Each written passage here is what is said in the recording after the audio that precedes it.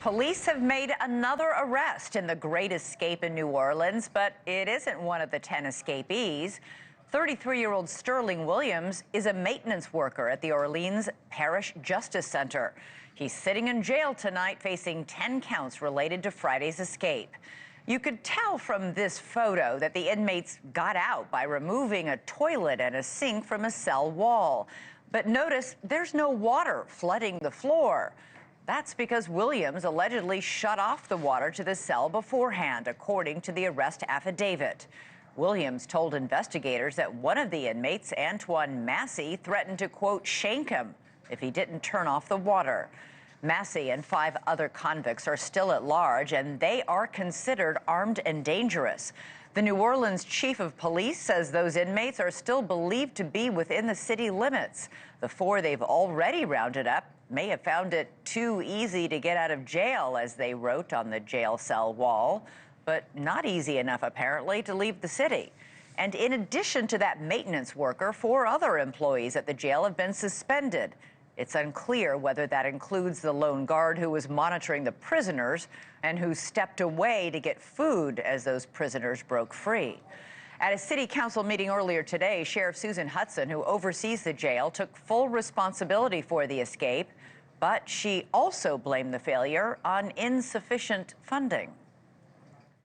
It is deeply troubling to me as your sheriff, and I know it is equally troubling to you and the public that we are sworn to protect.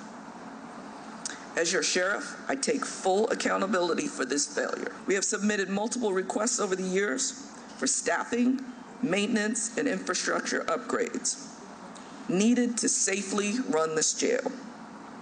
Unfortunately, time and deferred investment have caught up with us all. My first guest tonight is calling on that sheriff to resign. She says blaming funding for this incident is a deflection, not an explanation. Louisiana State Representative Aimee Adatto Freeman joins me now. Representative, you're the first state official to publicly call on the sheriff to step down. Why do you think she needs to resign? Well, the reason I think she needs to resign is her lack of accountability and her grand failure of leadership. It's embarrassing to me that she has one job, which is to keep the inmates in the jail and keep the rest of us safe. And right now, I know families who've had to move out of the state and into hiding because they're either witnesses or their attorneys who prosecuted some cases against some of these inmates. And it's just horrific to me that your job is to keep the general population safe, and you're not doing it. So I think she should resign. Yeah, Sheriff Hutson, as you just heard in that soundbite, blames a lack of funding for the jail as playing a role in this. She says 1/3 of the security cameras don't work, that the locks on the doors are insufficient. She says she's been asking for more funds to make the jail more secure, but was denied. Is that true?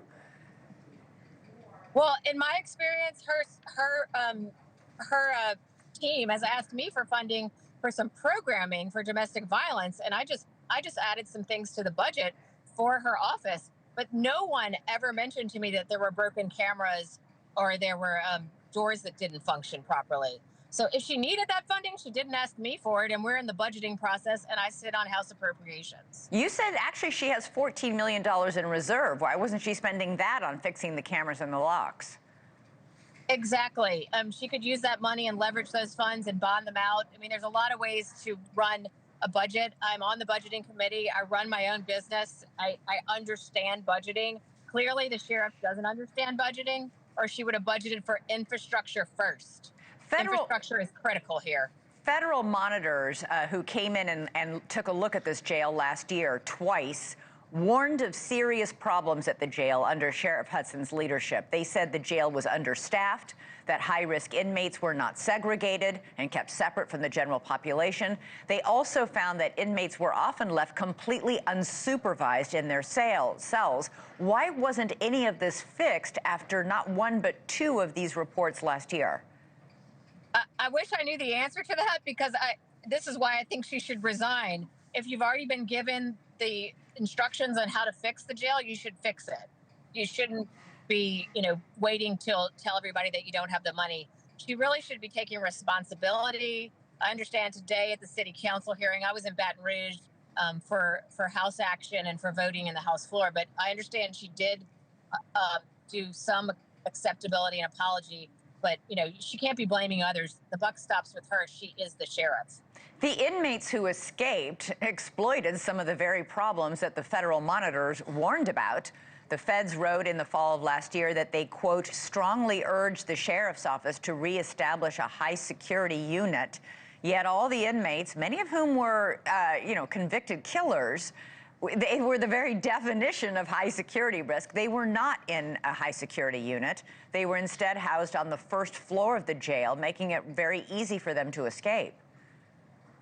Yes, and I think that's a horrible way to manage it. I mean, I've actually heard interviews with the former sheriff Marlon Gussman, and they generally, when he was running that building, they did not put those people on the first floor, the high risk. And so, she's mismanaging at every level, and that's why I think she should resign.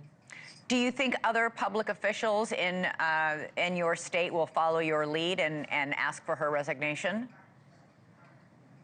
I'm not sure, but I do know for a fact that Jason Hughes, who represents part of New Orleans, he represents the New Orleans East area.